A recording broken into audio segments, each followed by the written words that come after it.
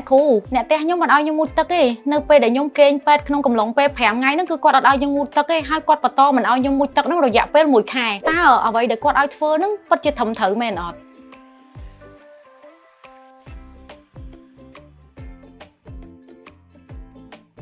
អញ្ចឹងចម្លើយគឺអត់ទេទោះបីយើងសម្រាប់កូនហើយក៏ដូចជាស្ត្រីដទៃទៀតដែរគឺយើងត្រូវតែរក្សាអនាម័យខ្លួនប្រាណជាពិសេសគឺនៅក្នុងករណីដែលយើងឲ្យកូនបើដោះយើងគឺខ្លួនប្រាណយើងគឺត្រូវតែស្អាតអញ្ចឹងគឺយើងត្រូវតែកក់សក់យើងត្រូវតែងូតទឹកយើងត្រូវតែដុសសាប៊ូហើយជាពិសេសគឺត្រូវតែដុសលាងកន្លែងទ្វារមាសហ្នឹងឲ្យបានស្អាតប្រសិនមកក្នុងករណីដែលគាត់សម្រាប់ធម្មជាតិគាត់សម្រាប់ធម្មជាតិនៅក្នុងថ្ងៃហ្នឹងអញ្ចឹងស្អែកឡើងគាត់អាចចាប់ដើមងូតទឹកបានហើយដាក់សាប៊ូដុសលាងខ្លួនដុសលាងទ្វារមាសរបស់គាត់ហ្នឹងបានហើយបើសិនជាគាត់អត់ដុសទេគឺគាត់នឹងមានភាពស្អប់ស្អាប់ដោយសារតែការឈឺពោះហ្នឹងវាមានរយៈពេលយូរ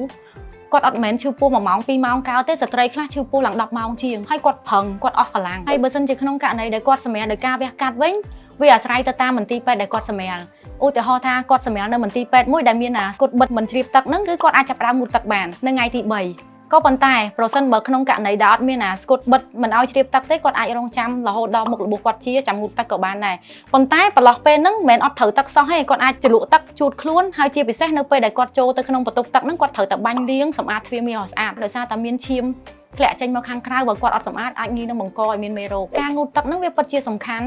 ហើយជាពិសេសនៅពេលដែលយើងឲ្យកូនបើដោះមានហៀទឹកដោះចេញមកអញ្ចឹងបើសិនជាយើងអត់ងូតទឹកដោះសាប៊ូលាងសម្អាតខ្លួនទេអាចងាយនឹងបង្កឲ្យមានមេរោគហើយនៅពេលដែលយើងដាក់កូនប៉ះមួយធុងរបស់យើងហ្នឹងគឺធ្វើឲ្យកូនហ្នឹងឡើងកទួលឡើងក្រហមពេញខ្លួនកូនព្រោះអីដោយសាររាងកាយកូនហ្នឹងអត់ទាន់រឹងមាំដូចមនុស្សធំទេ